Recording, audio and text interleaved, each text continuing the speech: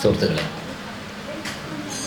വ്യക്തി, സമൂഹം, ആരോഗ്യം, ആയുർവേദ സമീപനം എന്ന ഒരു വിഷയത്തെക്കുറിച്ച്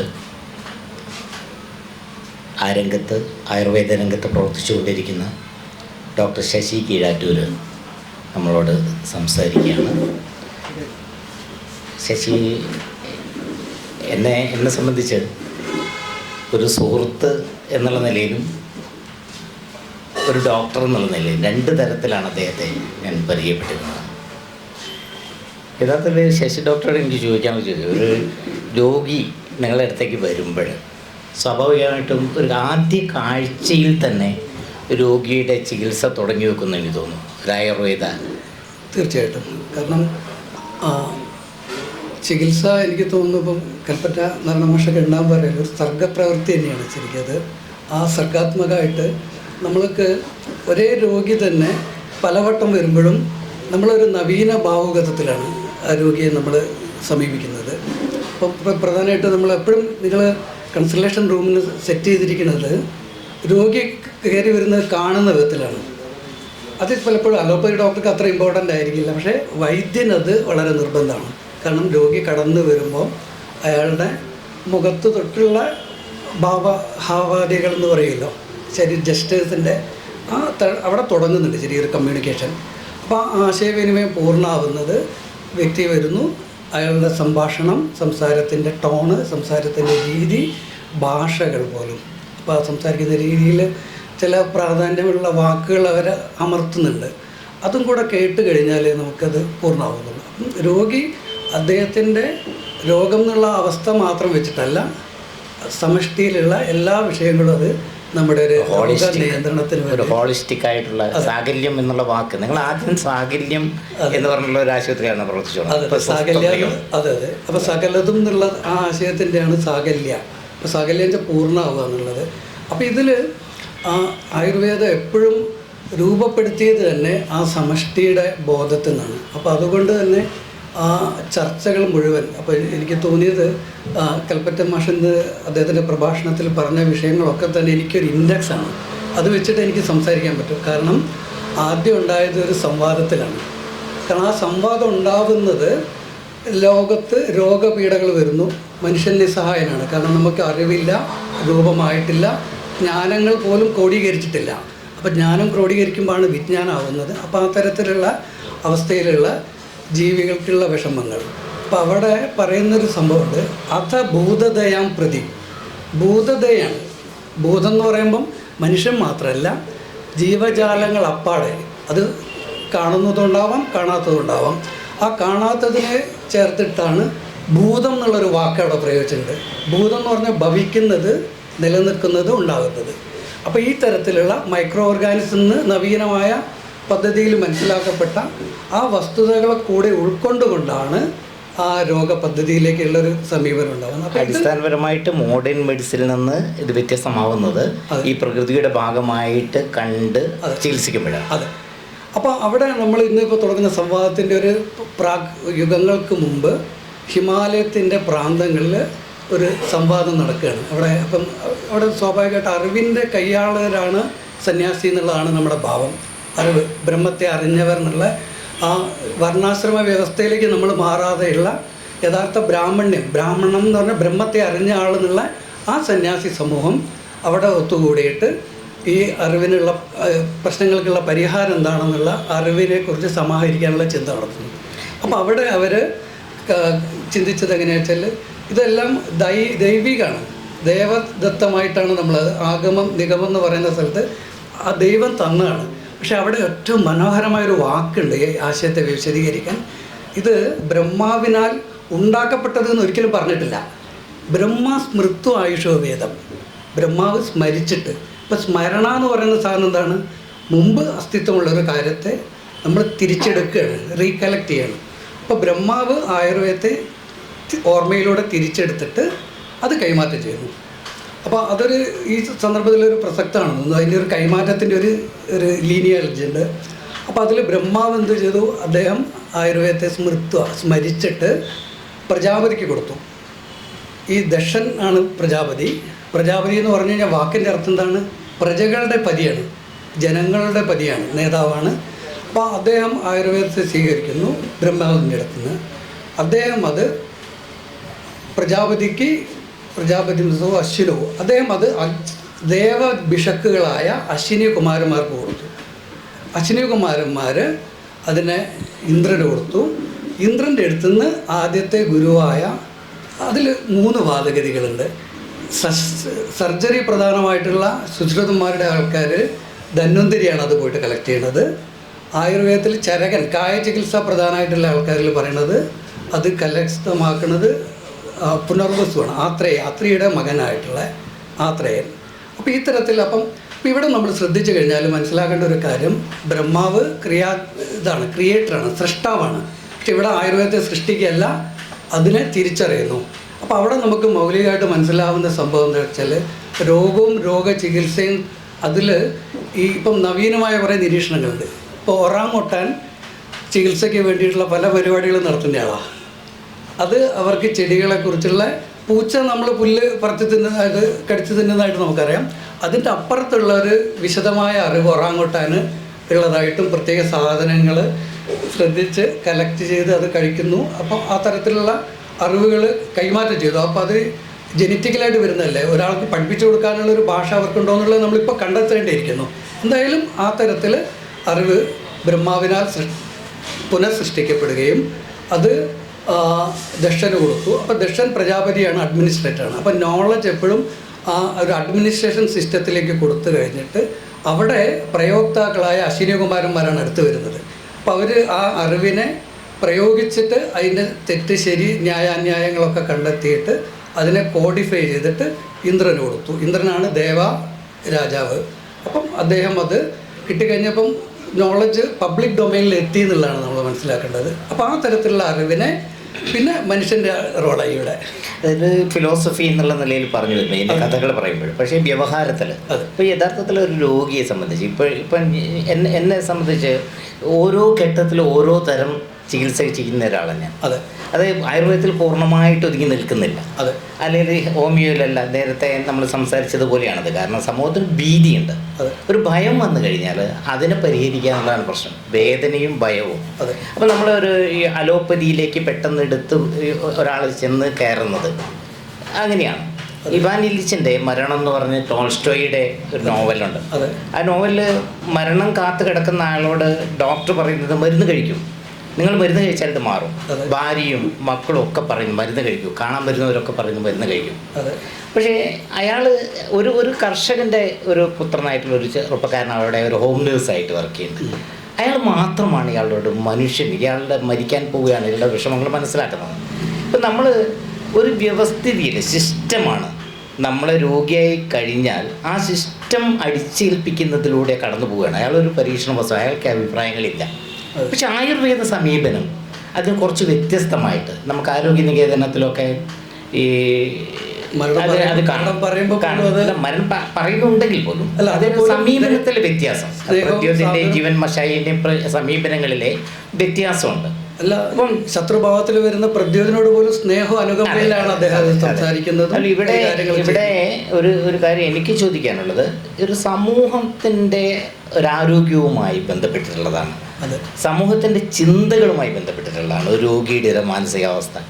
അയാൾ എങ്ങനെയാണ് ശരിക്കും നിങ്ങളെ മുന്നിൽ വരുന്ന രോഗി നിങ്ങളെങ്ങനെയാണ്?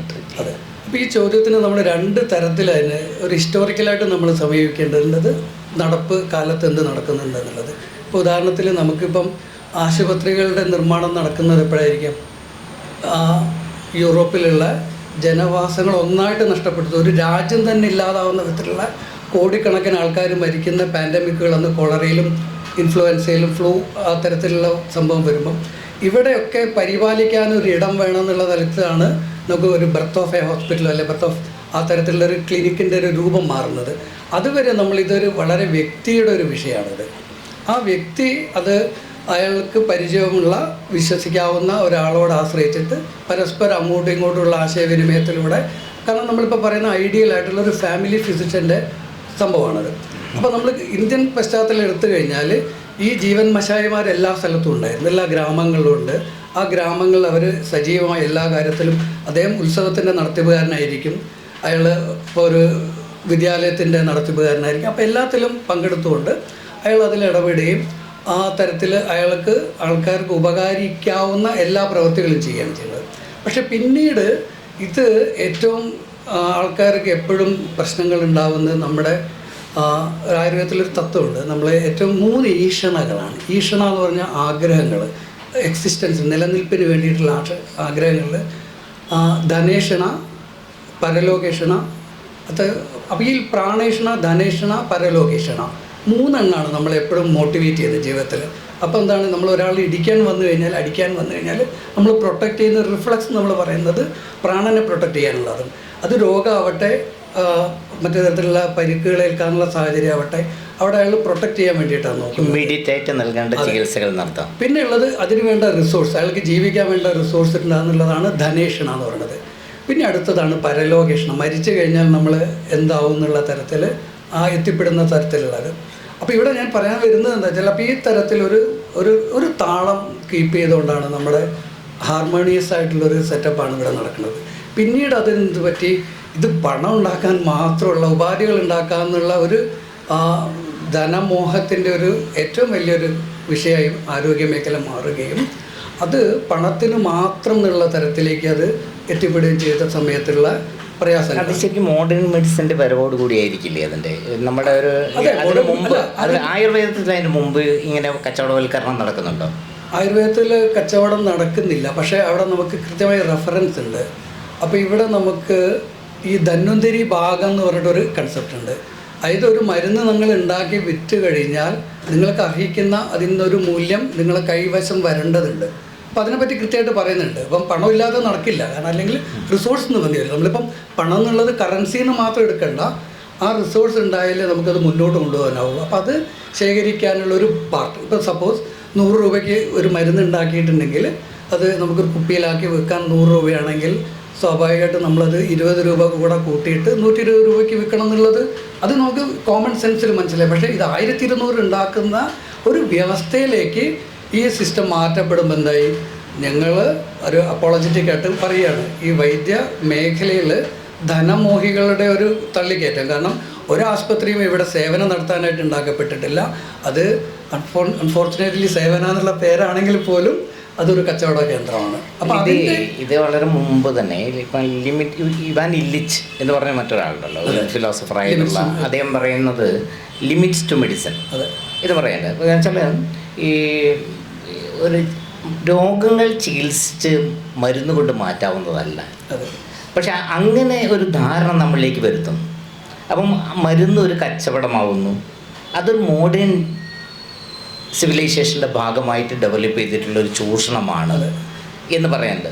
അതേസമയത്ത് ഇന്ത്യൻ പാരമ്പര്യത്തിൽ ആയുർവേദത്തിന് ആ രീതിയിലായിരുന്നില്ല. അതെ. അപ്പം ഞാനിത് ഈ 3 കാഴ്ചപ്പാട് പറഞ്ഞല്ലോ, പ്രാണേഷണ, ധനേഷണ, മരണാനന്തര ജീവിതത്തെക്കുറിച്ചുള്ള ആകുലതകളിൽ ഉൾപ്പെടുന്ന ആ പരലോകേഷണ, ഈ 3 കാണുമ്പോൾ പോലും ഇതൊരിക്കലും ഒരു ജീവനോപാധി എന്നുള്ളത് ഇപ്പം നമുക്ക് നാട്ടിലുള്ള അനുഭവങ്ങൾ അറിയാമല്ലോ. ഇപ്പോൾ വിഷവൈദ്യം എന്ന് പറയുന്ന സംഭവം, കണ്ണ് വൈദ്യം, ഇതൊക്കെ നമുക്ക് മലബാറിൽ കൃത്യമായി കുറച്ച് അതിൻ്റെ സൂചനകൾ ഇപ്പോഴും കാണാൻ പറ്റും. അവരൊന്നും ഒരിക്കലും അത് കുടുംബം ഉണ്ടാക്കാൻ വേണ്ടിയിട്ടില്ല, അവർ കൃഷിയും മറ്റു കാര്യങ്ങളും ചെയ്തിട്ടുള്ള ജീവിതം നടത്തുമ്പോൾ അവരതിന് വൈദ്യം മാത്രമായി വൈദ്യവൃത്തി എന്നുള്ളത് വൈദ്യത്തിൻ്റെ ഒരു കുലവൃത്തിയായിട്ട് വരികയും അത് ജീവിക്കാനുള്ള സന്ധാരണത്തിനുള്ള വഴികൾ മറ്റ് പലതരത്തിലാണ് അവരത് നേടുന്നത്. അപ്പോൾ ഇവിടെ മാഷ ചോദിച്ച വേറൊരു ചോദ്യം, ഈ രോഗത്തിൻ്റെ കുറിച്ചുള്ള റിയലൈസേഷൻ, അതിനെ തിരിച്ചറിവ് എങ്ങനെയാ വെച്ചാൽ ഭയം അവിടെ ഒരു വിഷയമാണ് എന്തായാലും. അപ്പോൾ പറയുമ്പോൾ നമ്മളൊരു കാര്യം, രോഗം ആരോഗ്യം എന്ന് പറയുന്നത് അത് നെഗറ്റീവായിട്ടുള്ള ഒരു സമീപനം. അതെ അതെ. ഈ നമ്മൾ ബാക്കിയെല്ലാത്തിലും സ്വസ്ഥത, അസ്വസ്ഥത, സ്വാസ്ഥ്യം, അസ്വാസ്ഥ്യം. പക്ഷെ ഇവിടെ നേരെ തിരിച്ചാണ്. പോസിറ്റീവായിട്ട് നമ്മൾ പറയുന്ന ആരോഗ്യം മറ്റതിൻ്റെ നെഗറ്റീവ് ഫോമാണ്, രോഗത്തിൻ്റെ നെഗറ്റീവായിട്ടാണ് പറയുന്നത്. അപ്പോൾ ഇതിൽ ശരിക്കും ആയുർവേദത്തെക്കുറിച്ച് ഒരു ആമുഖ ക്ലാസ് വേറെ തരത്തിൽ നമുക്ക് നടത്തപ്പെടേണ്ടതുണ്ട്. അപ്പോൾ അവിടെയൊക്കെ ഈ എറ്റിമോളജി എന്ന് പറയുന്ന ഒരു ശാസ്ത്രമുണ്ടല്ലോ, ഭാഷയുടെ രൂപങ്ങൾ എങ്ങനെയാണ്, അർത്ഥങ്ങൾ എങ്ങനെയാണ് ഡിറൈവ് ചെയ്യുന്നുള്ള തരത്തിൽ. അപ്പോൾ അവിടെ നമ്മൾ നോക്കുന്ന സമയത്ത് ആയുർവേദത്തിലുള്ള എല്ലാ അടിസ്ഥാന തത്വങ്ങളും ആ ഭാഷാ നൈപുണ്യത്തിൽ നമ്മൾ മനസ്സിലാക്കേണ്ടതുണ്ട്. അപ്പോൾ ഇവിടെ രോഗം എന്ന് പറഞ്ഞു കഴിഞ്ഞാൽ രുക്ക് എന്നുള്ളതാണ് അതിൻ്റെ അടിസ്ഥാന വാക്ക്. രുക്ക് എന്ന് പറഞ്ഞാൽ വേദന എന്നാണ്. അപ്പോൾ ഈ വേദന മനസ്സിനുണ്ടാക്കുന്നതാവാം, ശരീരത്തിനുണ്ടാക്കുന്നതാവാം. ഇപ്പോൾ ചികിത്സ എന്ന് പറഞ്ഞു കഴിഞ്ഞാൽ പ്രാഥമിക ഇത് പ്രതിക്രിയ, ആ വേദനയെ നിർമ്മാർജ്ജനം ചെയ്യുന്ന ഒരു പദ്ധതി എന്നാണ് ചികിത്സയെ പറ്റി പറയുന്നത്. ഇത് നമ്മളെ വൈറസ് രോഗങ്ങളുണ്ടല്ലോ, പ്രധാനമായിട്ട് COVID-19. ഇതൊരു പക്ഷേ എവിടെയോ അടങ്ങി നിൽക്കുന്ന കുറേ ജീവജാലങ്ങൾ അല്ലെങ്കിൽ സൂക്ഷ്മജീവികൾ നമ്മളുടെ കടന്നുകയറ്റത്തിന്റെ ഫലമായിട്ട് അവ സമൂഹത്തിലേക്ക് വരികയും അത് രോഗമായിട്ട് പടർന്നു പിടിക്കുകയും ചെയ്യുന്നു എന്ന് പറയും. ഇപ്പോൾ കാലാവസ്ഥാ മാറ്റം കൊണ്ടുണ്ടാകുന്ന രോഗങ്ങളെ കുറിച്ച് പറയുമ്പോഴും ഇതൊക്കെ മനുഷ്യ നിർമ്മിതിയാണെന്ന് പറയും. ഇപ്പോൾ പ്രകൃതിയുടെ ഭാഗമായി അതുമായി സഹവർത്തിച്ച് ജീവിക്കുന്ന ഒരു രീതി കണ്ടെത്തുക എന്നുള്ളത് കൂടി ഒരു പ്രധാനമാണ്. അതെ. അപ്പോൾ ഈ സമഗ്ര ദർശനത്തിൽ അതാണ് നമുക്ക് എപ്പോഴും പറയണത് എന്താ വെച്ചാൽ പ്രപഞ്ചവും മനുഷ്യനും തമ്മിലുള്ള ഇടപെടലുകളെ കുറിച്ചാണ് ആയുർവേദം എപ്പോഴും ചിന്തിക്കേണ്ടത്. അപ്പോൾ അതുകൊണ്ട് തന്നെ ഈ മനസ്സ് എന്ന് പറയുന്നൊരു സാധനം ആധുനിക ശാസ്ത്രം വിവക്ഷിക്കുന്ന പോലെ തലച്ചോറോ അല്ലെങ്കിൽ സെൻട്രൽ നെർവസ് സിസ്റ്റം, അതായത് തലച്ചോറും അതിനോട് ചേർന്ന നാഡീ തന്തുക്കളും കൂടെ ചേർന്ന ഒരു അവയവസ്ഥയാണ് സെൻട്രൽ നെർവസ് സിസ്റ്റം എന്ന് പറയുന്നത്. അതിൻ്റെ ഉപോൽപ്പന്നമായിട്ടാണ് ആധുനിക ശാസ്ത്രം മനസ്സിലാക്കുന്നത്. ആയുർവേദം ഒരിക്കലും അങ്ങനെയല്ല. മനസ്സ് എന്നുള്ളത് പ്രപഞ്ചത്തിൻ്റെ ഭാഗമായിട്ടുള്ള ഒരു സാധനമാണ്. അപ്പം അവിടെ ആ പ്രപഞ്ച മനസ്സ് എന്ന് പറയാവുന്ന ഒരു തലം അതിനുണ്ട്. ആ മനസ്സ് എല്ലാ ജീവ സമൂഹത്തിലുണ്ട്. പക്ഷേ അതിൽ തത്വം എങ്ങനെയാണെന്ന് പറയുമ്പം സത്വം, രജസ്, തമസ്, ഇതാണ് ത്രിഗുണങ്ങൾ. അപ്പോൾ ഈ ത്രിഗുണങ്ങൾ പ്രപഞ്ചം മുഴുവൻ സർവ്വവ്യാപിയായിട്ടുണ്ട്. അപ്പോൾ അതിൽ സത്വം എന്ന് പറഞ്ഞാൽ അത് മനസ്സിൽ ഇൻഫ്ലുവൻസ് ചെയ്യുന്ന സമയത്ത് നമ്മൾ ട്രാൻസ്പാരൻ്റ് ആയിട്ടൊരു വ്യവസ്ഥയാണ്. അത് അതേപടി കാര്യങ്ങളെ കടത്തിവിടും, ചേർത്ത് വയ്ക്കും, ഒന്നും ആഡ് ചെയ്യുന്നില്ല. രജസ് എന്ന് പറഞ്ഞു കഴിഞ്ഞാൽ നേരത്തെ നമ്മൾ രാഗത്തെ പറഞ്ഞ വാക്കിൻ്റെ അടുത്ത ആളാണ് രജസ്. രജസ് എന്ന് പറഞ്ഞാൽ കളർ ചെയ്യുന്നതാണ്. അപ്പോൾ എന്തായി, ആ കണ്ണാടിക്ക് ട്രാൻസ്പാരൻ്റ് ആയിരുന്നെങ്കിൽ ആ കണ്ണാടി അതിൽ കളർ ചെയ്യപ്പെടുകയും അവിടെ കാര്യങ്ങൾ നടക്കുന്ന ഉദ്വേഗങ്ങളാണത്, ചൂടിൻ്റെ ഒരു റെപ്രസെൻറ്റേഷനാണ് അത്. അപ്പോൾ അതെന്ത് പറ്റുമെന്ന് പറഞ്ഞാൽ എല്ലാം ഹൈപ്പറായിട്ടുള്ളൊരു സംഭവങ്ങൾ. തമസ് എന്ന് പറഞ്ഞു കഴിഞ്ഞാൽ ഇതിൻ്റെ ഓപ്പോസിറ്റ്, ഇരുട്ട് ബാധിച്ച പോലെ നമുക്ക് കാര്യങ്ങൾ കടന്നു പോകുന്നില്ല, ഇനേർഷ്യാന്നോ ജഡത്വം എന്നൊക്കെ പറയുന്ന അവസ്ഥകളാണ്. അപ്പോൾ ഇത് ഈ ത്രിഗുണങ്ങളാണ് ഈ പ്രപഞ്ചത്തെ നിയന്ത്രിക്കുന്നത് എന്നുള്ളതുകൊണ്ടാണ് ഞാനത് ഈ കോൺടെക്സ്റ്റിൽ അത് പറയണത്. അപ്പോൾ ഇത് ഇൻഫ്ലുവൻസ് ആയിട്ടുള്ള ആൾക്കാരെന്താവും, സത്വം എന്നുള്ള സാധനം വളരെ ക്ലീൻ ആൻഡ് പ്യുവർ ആയിട്ടുള്ളൊരു സാധനവും അതിൽ വരുന്ന കണ്ടാമിനേഷൻ എന്ന് പറയുന്ന മാലിന്യങ്ങളാണ് രജസും തമസും. അപ്പം നമ്മുടെ ഓൾ പർപ്പസ് എന്താണ്, ഈ സംഭവത്തിൽ സത്വത്തിലേക്ക് എത്തിക്കുക എന്നുള്ളതാണ്. അതാണ് നമ്മുടെ മിത്തോളജിയിലൊക്കെ നിങ്ങൾ ശ്രദ്ധിച്ചു കഴിഞ്ഞാൽ ഒരു കല്ല് തൊടുമ്പോഴത്തേക്ക് ആ കല്ല് ശ്രീരാമൻ വന്ന് തൊടുമ്പോൾ അഹല്യാവുന്നു, അല്ലെങ്കിൽ മരണം കാത്തു കിടക്കുന്നയാൾ നാരായണ എന്ന് ജപിക്കുമ്പോഴത്തേക്ക് അയാൾ സ്വർഗ്ഗലോകത്തേക്ക് പോകുന്നു, വിഷ്ണുപദത്തിലേക്ക് പോകുന്നു എന്ന് ചിന്തിക്കുന്നത് എന്താ വെച്ചാൽ എപ്പോഴും നമുക്ക് ഈ മാനിപ്പുലേഷൻ സാധിക്കും, പ്യൂരിറ്റിയിലേക്ക് കൊണ്ടുവരാൻ പറ്റും. അപ്പോൾ ഈ മനസ്സിനെ സാത്വികമായ തലത്തിലേക്ക് കൊണ്ടുവന്നു കഴിഞ്ഞാൽ എല്ലാം എളുപ്പമാവും. അപ്പോൾ അതിനു വേണ്ടിയിട്ട് ഈ റിഫൈൻമെൻ്റാണ് നമ്മളൊക്കെ ശ്രമിക്കുന്നത്. നമ്മൾ ആധുനിക ശാസ്ത്രത്തിൻ്റെ ഒരു വിഷയമുണ്ട്. ഇപ്പം നമുക്ക് സയൻസ് പഠിച്ചിട്ടുള്ള ആളുകൾ ഈ തരത്തിലുള്ള വിശദീകരണങ്ങൾ കേൾക്കുമ്പോൾ തന്നെ ഇത് അസംബന്ധമാണ്, അശാസ്ത്രീയമാണ്, ഈ രീതിയിലാണ് ഇതിന് നേരിടുക. തീർച്ചയായിട്ടും പലപ്പോഴും നമ്മൾ പറയുന്നത് ദൈവികമായ ഉദാഹരണങ്ങൾ പറയുന്നു, അല്ല ആയുർവേദത്തിൻ്റെ ജന്മത്തെക്കുറിച്ച് പറയുമ്പോൾ അതിൻ്റെ തുടർച്ചയെക്കുറിച്ച് പറയുമ്പോഴൊക്കെ തന്നെ നമ്മൾ ദൈവങ്ങളുടെയും ഒക്കെ ഈ നമ്മൾ മിത്തോളജിയൊക്കെ ആയിട്ട് ബന്ധപ്പെട്ടാണ് നമ്മൾ പറയുക. ഇത് പറയുമ്പോൾ ആധുനിക ശാസ്ത്രത്തിൻ്റെ ഒരു സ്വാധീനമുള്ള സമൂഹത്തിൽ ഇതിനെതിരായിട്ട്, അതായത് ഇത് അശാസ്ത്രീയമാണ് എന്ന് വിശ്വസിക്കുന്ന ഒരു തലത്തിലേക്കാണ് കാര്യങ്ങൾ പോകുന്നത്. ആ തരത്തിലുള്ള കാര്യങ്ങളെ യഥാർത്ഥത്തിൽ ആയുർവേദ പ്രാക്ടീസ് ചെയ്യുന്ന, വ്യക്തിപരമായി തന്നെ ചോദിക്കട്ടെ, അത് പ്രാക്ടീസ് ചെയ്യുന്ന ഡോക്ടർമാർ അനുഭവിക്കുന്നില്ലേ? അതെ. അപ്പോൾ ഇതിൽ എൻ്റെ വ്യക്തി ജീവിതം തന്നെയായിരിക്കും എനിക്ക് അതിനുള്ളൊരു ഉദാഹരണം പറയാൻ പറ്റുക. ഞാൻ സത്യത്തിൽ ഒരു ഭാഗികമായ ഇന്നത്തെ തലമുറയുടെ തലത്തിലുള്ള ഒരു യോഗഭ്രഷ്ടനല്ല.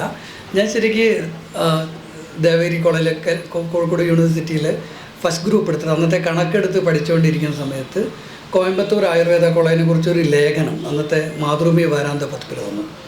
അപ്പം വാരാന്ത പതിപ്പിൽ ആ കോളേജിൻ്റെ കുറേ പ്രത്യേകതകൾ, അവിടെ ഒരു ഗുരുകുലമാണ്. അപ്പോൾ ആ ഗുരുകുലത്തിൽ നമ്മൾ വിദ്യാർത്ഥിയും ടീച്ചേഴ്സൊക്കെ ഒരുമിച്ച് താമസിച്ച് അത് ലൊക്കേറ്റ് ചെയ്തത് ഒരു കാട്ടിൻ്റെ അടുത്താണ്. നീലഗിരി ബയോസ്ഫിയറിൻ്റെ ഭാഗമായിട്ടുള്ള ഒരു കാട്ടിനോട് ചേർന്ന്, കാരണം കാട്ടിൽ കോളേജ് വയ്ക്കാൻ പറ്റില്ലല്ലോ, ആ ജണ്ട കെട്ടിയ സ്ഥലത്ത് പുറത്താണ്. അപ്പോൾ ഇത് വായിച്ച് ഞാൻ അവിടെ എത്തി. അതിലൊരു ചെറിയൊരു അച്ഛനെ സഹായിക്കുക എന്നുള്ള അന്നത്തെ ഒരു സാമൂഹിക വ്യവസ്ഥയിലുള്ളൊരു കാര്യമുണ്ട്. കാരണം അത് അഡ്മിഷൻ കിട്ടിക്കഴിഞ്ഞാൽ പൈസ ഇല്ല, ഇനി ഫ്രീ ആണ് എഡ്യൂക്കേഷൻ. അപ്പോൾ അത് കിട്ടാൻ 70% മാർക്ക് വേണം, എൻട്രൻസ് എഴുതണം, ഇൻ്റർവ്യൂ കഴിയണം. ഓക്കെ, അപ്പോൾ ഞാൻ ഇത്രയും പറഞ്ഞത് എൻ്റെ ബൈ ചോയ്സ് ആണെന്ന് എനിക്ക് പിന്നീട് അത് തിരിച്ചറിഞ്ഞു. പ്രൊഫഷൻ തിരഞ്ഞെടുത്തത് ചോയ്സ് എന്നുള്ളത്. പക്ഷേ നമ്മൾ കേരളത്തിൽ അങ്ങനെയല്ല. അതാണ്. കേരളത്തിൽ നമ്മൾ എൻട്രൻസ് എക്സാമിനേഷൻ നടത്തുന്നു, അതിൽ ഏറ്റവും കൂടുതൽ മാർക്കുള്ള ആൾ MBBS തിരഞ്ഞെടുക്കുന്നു, അതിൽ കുറയുന്ന ആള് അയാളുടെ ഒന്നാമത്തെ ഓപ്ഷൻ അല്ല, രണ്ടാമത്തെ ഓപ്ഷൻ അയാൾ നിർബന്ധിതമാണ്, മൂന്നാമത്തെ ഓപ്ഷനിൽ BHMS വരുന്നു. അതൊരു പക്ഷേ അപ്പോൾ അങ്ങനെ തോറ്റുപോയ ഒരാളാണ് ഞാൻ എന്നുള്ള ബോധത്തോടെ ആയുർവേദ ഡോക്ടർമാരായി വരുന്ന ഒരു തലമുറയ്ക്ക് അല്ല എത്രത്തോളം അഭിമാനത്തോടെ ചെയ്യാൻ പറ്റും? ഈ ചോദ്യം പ്രതീക്ഷിച്ചുകൊണ്ട് തന്നെയാണ് ഞാൻ ആ ഉത്തരം തുടങ്ങിയത്, മുമ്പത്തെ ചോദ്യം തന്നെ. കാരണം എന്താ വെച്ചാൽ ഞാൻ ഇപ്പോഴും കൃത്യമായിട്ട് അപ്ഡേറ്റ് ചെയ്യുന്ന ഒരാളാണ് സയൻസിനെ കുറിച്ച്. ഇപ്പോൾ എനിക്ക് ജെയിംസ് വെബ്സ് ടെലസ്കോപ്പ് നമ്മുടെ പ്രപഞ്ചത്തിൻ്റെ മറ്റേ മൂലയിലേക്ക് പോയിട്ട് അവരുടെ നവീന ടെക്നോളജിയിൽ എങ്ങനെയാണ് നമ്മുടെ ഗാലക്സികൾ ഉണ്ടാവുന്നതെന്നുള്ള ചിത്രങ്ങൾ എടുക്കുന്നു. അല്ലെങ്കിൽ നമ്മുടെ കോശം എന്നുള്ള സെൽ എന്ന് പറഞ്ഞ സംഭവത്തിൽ ഏറ്റവും കൂടുതൽ ഗവേഷണം നടക്കുന്ന സമയമാണ് ഇപ്പം.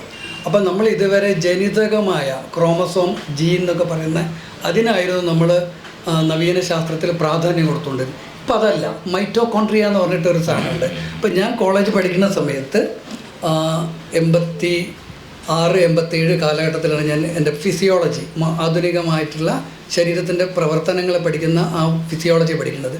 അന്ന് മൈറ്റോകോൺട്രിയ ശരീരത്തിൻ്റെ പവർ ഹൗസാണ്, നമുക്ക് വേണ്ട എനർജി ലഭ്യമാക്കാൻ വേണ്ടിയിട്ടുള്ള ഒരു ഉപാധിയാണ്. ഇന്നിപ്പം അത് നവീനമായ പല രോഗ ചികിത്സയ്ക്ക് ഉപാധികളായിട്ടുള്ള അത് ജീനിനെ പോലെ തന്നെ തുല്യമായിട്ടുള്ള ഇതാണ്. അപ്പോൾ ഇത് അറിഞ്ഞുകൊണ്ട് ഇതേ ഭാവുകത്വത്തിൽ കാര്യങ്ങൾ കണ്ട് മനസ്സിലാക്കുമ്പം എൻ്റെ ചികിത്സയിൽ ഒരിക്കലും ഞാനൊരു പാരസെറ്റമോൾ പോലും ചേർക്കാതെ എനിക്ക് ചികിത്സ ചെയ്യാൻ പറ്റുകയും രോഗം മാറ്റാൻ പറ്റുകയും ചെയ്യുന്നുള്ള അനുഭവങ്ങൾ, ആ അനുഭവങ്ങളുടെ സംഘാതമായിട്ടുള്ള ഒരു ആത്മവിശ്വാസം. കാരണം ആ അനുഭവങ്ങളിൽ എന്താ വെച്ചാൽ നമുക്ക് അതിൽ പറയാൻ പറ്റുന്ന സംഭവം, അതും മാഷ് നേരത്തെ സൂചിപ്പിക്കേണ്ടായി. അത് കാരണം ഞാൻ മറ്റ് ചികിത്സ ലഭ്യമല്ലാതെ മാറാത്തത് കൊണ്ടാണ് എൻ്റെ അടുത്തേക്ക് ആൾക്കാർ എത്തുന്നത്. കാരണം അവസാനം എന്നുള്ള നിലയിലാണ് വരുന്നത്. അപ്പോൾ അവിടെ ഞാൻ സ്ട്രഗിൾ ചെയ്യുന്നുണ്ട് അതിൽ. കാരണം രോഗത്തെക്കുറിച്ച് മനസ്സിലാക്കേണ്ടതുണ്ട്. കാരണം ഞാൻ ഈ പറഞ്ഞ നവീനമായ സാധനങ്ങളിൽ ഞാൻ എപ്പോഴും ഒരു വെയിറ്റേജ് എൻ്റെ വ്യക്തി ജീവിതത്തിൽ കൊടുക്കുന്നത് എന്താ വെച്ചാൽ ആധുനികമായുള്ളതിൽ സൈഡ് എഫക്റ്റ് ഇല്ലാതെ അല്ലെങ്കിൽ സൈഡ് എഫക്റ്റും കൂടെ നമ്മൾ തൂക്കി നോക്കുമ്പം ചിലപ്പം എൻ്റെ ചികിത്സ ചെയ്തിട്ട് കുറച്ച് വേദന കുറയുന്നതും, മറ്റേത് അത്രയൊന്നും സൈഡ് എഫക്റ്റ് ഉണ്ട് പക്ഷേ കുഴപ്പമില്ല, വേദന കുറയുന്നുണ്ടെങ്കിൽ എനിക്ക് സ്വാഭാവികമായിട്ട് എനിക്ക് അങ്ങോട്ട് വിടാൻ ഒരു വിഷമമില്ല. അതേ സമയത്ത് നമ്മൾ ഇതിലുള്ള പ്രശ്നങ്ങൾ വരുന്നത് എന്താ വെച്ചാൽ പലപ്പോഴും നമുക്ക് ഈ ലിമിറ്റ്സ് ടു മെഡിസിൻ എന്നുള്ള തരത്തിൽ മെഡിസിൻ എന്നുള്ളത് ഒരു ഔഷധം, ഉപാധി എന്നുള്ള നിലയ്ക്കുള്ള പരിമിതിയാണ് മറ്റ് ശാസ്ത്രത്തിൽ നമ്മളിപ്പം അനുഭവിച്ചുകൊണ്ടിരിക്കുന്നത്. അപ്പോൾ അതിൽ ഞാൻ ഒരിക്കലും അതിനെ എതിർക്കേണ്ട ആളല്ല, കാരണം എനിക്ക് എതിർപ്പുമില്ല. അല്ല, ഇപ്പം ഡോക്ടർ MS വല്യത്താൻ അടുത്ത കാലത്ത് ഏറ്റവും അധികം ആയുർവേദത്തിലേക്ക് സംഭാവന ചെയ്തിട്ടുള്ളതാണ്. ഒരു പക്ഷേ ഒരു ആയുർവേദ വിഷഗ്വരനും ചെയ്യാത്തത്ര. തീർച്ചയായിട്ടും ചരക സംഹിത അദ്ദേഹത്തെ ഇംഗ്ലീഷിലേക്ക് ട്രാൻസ്ലേറ്റ് ചെയ്യുന്നു, പിന്നെ വാഗ്വിട സുശ്രുത സംഹിത ചെയ്യുന്നു. അതൊക്കെ ഇപ്പം മലയാളത്തിലേക്കും വരുന്നു. തീർച്ചയായിട്ടും രാഘവേന്ദ്ര ഉൾപ്പാടിൻ്റെ മകളാണ് അത് മലയാളത്തിലേക്ക്, മുത്തലക്ഷ്മിയാണ് അത് ചെയ്തിരിക്കുന്നത്. അപ്പോൾ നമ്മൾ ആലോചിക്കേണ്ടത് ഈ തരത്തിലൊരു ഗവേഷണമോ ഈ തരത്തിലുള്ള പഠനമോ നടത്താനുള്ള ഒരു ആത്മവിശ്വാസം നമ്മളുടെ ആയുർവേദ ഡോക്ടർമാർക്ക് ഇല്ലാതെ പോയതെന്താ? ഓക്കെ, അപ്പോൾ അവിടെ നമ്മൾ എന്താ വെച്ചാൽ ഈ ഫിലോസഫി ഓഫ് നോളജ് തന്നെ നമ്മൾ എടുക്കേണ്ടി വരും. കാരണം എപ്പിസ്റ്റമോളജി എന്ന് പറയുന്ന വിഭാഗത്തിൽ അതിനെ മനസ്സിലാക്കേണ്ടതുണ്ട്. കാരണം എന്താ വെച്ചാൽ ഇവിടെയുള്ളൊരു വെല്ലുവിളി എനിക്ക് തോന്നുന്നു ഏറ്റവും കമ്മ്യൂണിക്കേറ്റ് ചെയ്യുന്ന ഒരു ഉദാഹരണം പറയുകയാണെങ്കിൽ മലയാളത്തിൽ എന്നുള്ള അതേ ഫോണറ്റിക്കാണ് ദേവനാഗരിയിലുള്ള ആയ്ക്കുള്ളത്. അത് എഴുതുന്ന ആ പോലെയല്ല ദേവനാഗരിയിലുള്ള ആയുള്ളത്. അതേസമയത്ത് അത് ഉപയോഗിക്കുന്ന ഭാഷയിലുള്ള ഗ്രാമറാവട്ടെ, അതിൻ്റെ രീതികളാവട്ടെ, ഉച്ചാരണമാവട്ടെ, രണ്ടും വ്യത്യസ്തമാണ്. അപ്പോൾ അവിടെ നമ്മൾ മനസ്സിലാക്കുന്നത് ഒരേ ഭാഷാ കുടുംബത്തിലുള്ള മലയാളം പ്രതിനിധാനം ചെയ്യുന്ന ഫോണറ്റിക്കും സംസ്കൃതം അല്ലെങ്കിൽ ഹിന്ദി കൊടുക്കുന്ന അതേ ഫോണറ്റിക്കായിട്ടും ആ ഈസ് ഈക്വൽ ടു ദേവനാഗരി എന്ന് പറയാൻ നമുക്ക് പറ്റില്ലല്ലോ. അല്ല, അത് കിട്ടിയാലേ നിങ്ങൾക്ക് മനസ്സിലാവുള്ളൂ. അപ്പോൾ ഇത് എന്താ വെച്ചാൽ ഇവിടെ നമുക്ക് ഒരു ഫിലോസഫിയിൽ അല്ലെങ്കിൽ ഒരു ശാസ്ത്രത്തിനെ വേറൊരു ശാസ്ത്രത്തിൻ്റെ വെളിച്ചത്തിൽ നമ്മൾ വിശകലനം ചെയ്യുമ്പം ഒരു റിസർച്ച് മെത്തഡോളജിയുടെ ഒരു അഭാവമുണ്ട്. അത് നമ്മൾ ഉരുത്തിരിഞ്ഞ് വരേണ്ടതുണ്ട്. കാരണം ഇത് ഉദാഹരണത്തിൽ നമുക്ക് അറിയാം, ഈ മോഡേൺ മെഡിസിന് പറ്റിയ പ്രശ്നം എന്താ വെച്ചാൽ, ഞാൻ ഏറ്റവും ബഹുമാനിക്കുന്ന എൻ്റെ എപ്പോഴും ജീവിതത്തിലൊരു കാണാതെ കേട്ടിട്ടും മാറ്റുള്ളൊരു മെൻ്ററാണ് റെനെ ദക്കാർത്തെ. റെനെ ദക്കാർത്തെ എന്താ വെച്ചാൽ ഫ്രഞ്ച് ഗണിതത്തിൻ്റെ രാജകുമാരൻ എന്നാണ് അയാൾ പറയുന്നത്, പ്രിൻസ് ഓഫ് മാത്തമാറ്റിക്സ് ആണ്. അപ്പോൾ അദ്ദേഹം റെനെ ദക്കാർത്തെ എന്ത് ചെയ്തു വെച്ച് കഴിഞ്ഞാൽ, നമ്മുടെ വ്യാവസായിക വിപ്ലവത്തിൻ്റെ ഭാഗമായിട്ടുള്ള മില്ലുകളും വലിയ വലിയ ജയൻറ്റ് വ്യവസായ കേന്ദ്രങ്ങൾ കണ്ടു കഴിഞ്ഞപ്പം അയാൾ അന്ന് അറിവുള്ള ശരീരശാസ്ത്രം കൂടെ വെച്ച് കഴിഞ്ഞപ്പം ഭയങ്കര അത്ഭുതത്തോടെ അയാളിങ്ങനെ കാണുകയാണ്. ആഹാ, ലങ്സ് സിസ്റ്റം, ബ്ലോയർ ഉണ്ട്, ആ ബ്ലോയർ വെച്ചിട്ടാണ് എയർ അടിക്കുന്നത്. അതേസമയത്ത് പമ്പ് എന്ത് ചെയ്യുന്നു, വെള്ളത്തെ കറക്റ്റ് ചെയ്യുന്നു, ഹാർട്ട് സിസ്റ്റം. അങ്ങനെ എല്ലാം ഒരു ഈ അന്ന് മെക്കാനിക്കൽ വ്യൂ എന്നാണ് പറയുന്നത്. അപ്പോൾ ഇത് എന്നിട്ട് ആ മെക്കാനിക്കൽ വ്യൂവിലെല്ലാം എക്സ്പ്ലെയിൻ ചെയ്യാമെന്ന് പറ്റുന്ന, അപ്പോൾ അതാണ് എഡിസൺ അല്ല ന്യൂട്ടൺ എന്ന് കൊണ്ടുവരും. ഫിലോസഫി ഓഫ് മാത്തമാറ്റിക്സിൻ്റെ മുമ്പായിട്ട് പ്രിൻസിപ്പിയ മാത്തമാറ്റിക്ക എന്നുള്ളത് മെക്കാനിക്സിൻ്റെ ഒരു ഉപാധിയായിട്ടാണ് അയാൾ എഴുതി വരുന്നത്. അപ്പോൾ ഇതിൽ എന്തുണ്ടായി എന്ന് പറഞ്ഞു കഴിഞ്ഞാൽ, എല്ലാം ഈ കാർട്ടീഷ്യൻ ദക്കാർത്തയുടെ വ്യൂവിൽ എല്ലാം മെക്കാനിക്കൽ വ്യൂ ഓഫ് തിങ്സ് ആണ്. അപ്പോൾ ഈ മെക്കാനിക്കൽ വ്യൂ എന്തായി, മനസ്സ് എന്നുള്ളൊരു സ്ഥാനത്തിലേക്ക് കടന്നു വരില്ല, അത് അതിൻ്റെ പണി ചെയ്യും, ശരീരത്തിൻ്റെ പണി. യൂറോപ്യൻ അതാണ് റിഡക്ഷനിസം എന്ന് പറയുന്ന ഫ്രാഗ്മെൻ്റ് ചുരുക്കി കൊണ്ടുവന്നിട്ട് അതിൻ്റെ ഒരു കണ്ടിന്യൂറ്റിയിലാണ് നമുക്ക് സൂപ്പർ സ്പെഷ്യലൈസേഷൻ എന്നുള്ള. ഓരോ നഖത്തിന് ചികിത്സിക്കാൻ ഒരാൾ, അത് വലത്തെ കൈയിൻ്റെ നഖത്തിനാണെങ്കിൽ അത് വേറൊരാൾ എന്നുള്ള തരത്തിലേക്ക് നമ്മൾ എത്തുന്നു. അപ്പോൾ ഇവിടെ ഈ സൂപ്പർ സ്പെഷ്യലൈസേഷൻ വരുമ്പം ഈ തരത്തിലുള്ള സാധനത്തിനൊക്കെ നമുക്ക് ആധുനികമായുള്ള ഒരു പരിപ്രേക്ഷ്യത്തിൽ നിന്നുകൊണ്ട് ആയുർവേദത്തെ പഠിക്കണോ, ആയുർവേദത്തിൻ്റെ രീതിയിൽ ആധുനിക ശാസ്ത്രത്തെ ഗവേഷണം നടത്തണമെന്നുള്ളൊരു പ്രശ്നം വന്നു.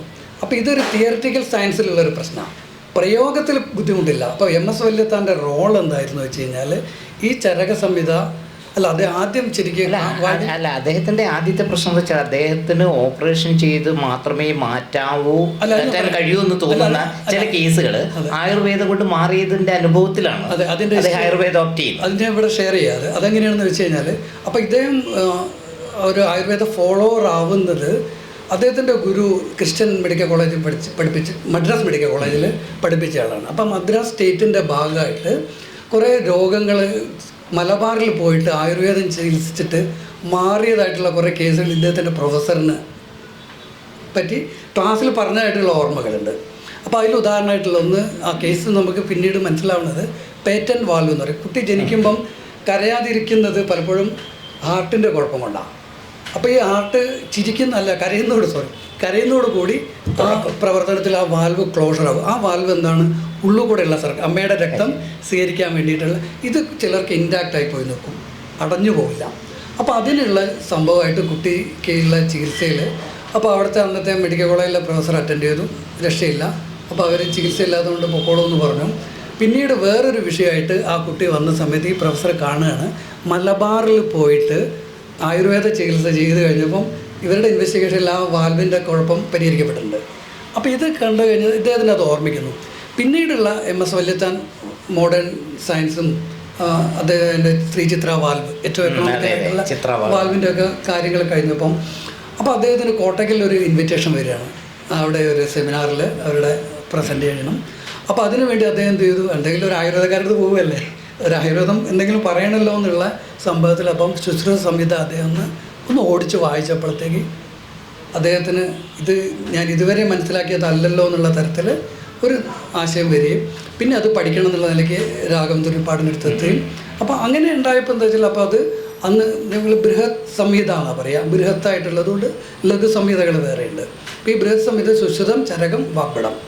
ഇപ്പോൾ സുശ്രുത സംഹിതയും ചരക സംഹിതയും അഷ്ടാംഗഹൃദയവും അദ്ദേഹം കൃത്യമായിട്ട് അതിനൊരു മോഡേൺ ടിപ്പണി എന്നുള്ള നിലയ്ക്കുള്ള ഒരു പീഠിക അദ്ദേഹം ഉണ്ടാക്കി പഠിച്ച് വിശദമായിട്ടുള്ള ട്രാൻസ്ലേഷൻ ഉണ്ടാക്കി.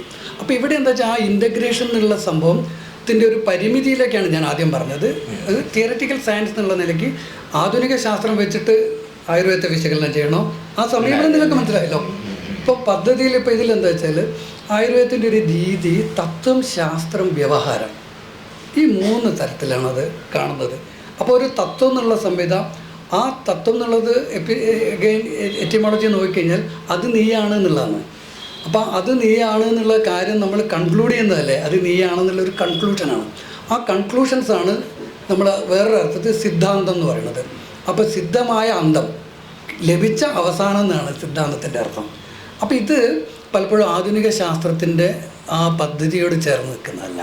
ഇപ്പോൾ കാൾ പോപ്പറോ അല്ലെങ്കിൽ അതിന് ശേഷമുള്ള ഈ തിയറിറ്റിക്കൽ സയൻറ്റിസ്റ്റുകൾ പറയുന്ന ശാസ്ത്രജ്ഞന്മാർ, ശാസ്ത്ര വ്യാഖ്യാതാക്കൾ പറയുന്ന ആ ഇപ്പം ശാസ്ത്രത്തിൻ്റെ എപ്പോഴും ഫോൾസിഫയബിലിറ്റി, തെറ്റാണെന്ന് പ്രൂവ് ചെയ്യാൻ പറ്റുന്നതാണ് ശാസ്ത്രം.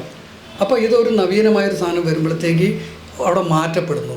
ഇവിടെ ഞാനിപ്പോൾ പറഞ്ഞത് എന്താണ്, ഇതാണ് കൺക്ലൂഷൻ, ദിസ് ഈസ് എറ്റേണൽ.